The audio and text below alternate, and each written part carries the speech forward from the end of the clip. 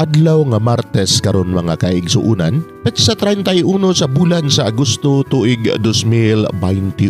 Ang pagbasa kinutlo gikan sa Ebanghelyo sumala ni San Lucas, Kapitulo 4, versikulo 31 ngadto sa 37. Unya miadto si Jesus sa Capernaum o sa kalungsod sa Galilea. Sa adlaw nga igpapahulay nagtudlo siya sa mga tao ug nahibulong silang tanan sa paagi sa iyang pagtudlo kay may gahuman ng iyang mga pulong. Didto sa sulod sa sinaguga may tao nga giyawaan ug misinggit og kusog. Jesus nga taga Nazaret, unsay imong tuyo kanamo? Mianhi ka baron paglaglag kanamo? Nasayod ako kun kinsa ka. Ikaw mao ang balaang sulugoon sa Dios.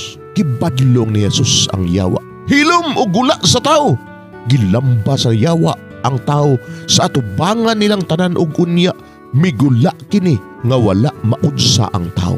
Nahibulong ang tanan og nag-ingnanay. Unsay buot ipasabot niini? May gahum kining tawhana sa paghingilin sa mga yawa ug mikaylap ang balita bahin kang Jesus ngadto sa tanang dapit ni adtong yutaa. Mga igsuon, ang Ebanghelyo sa Ginoo. Daygon ikaw, O Kristo.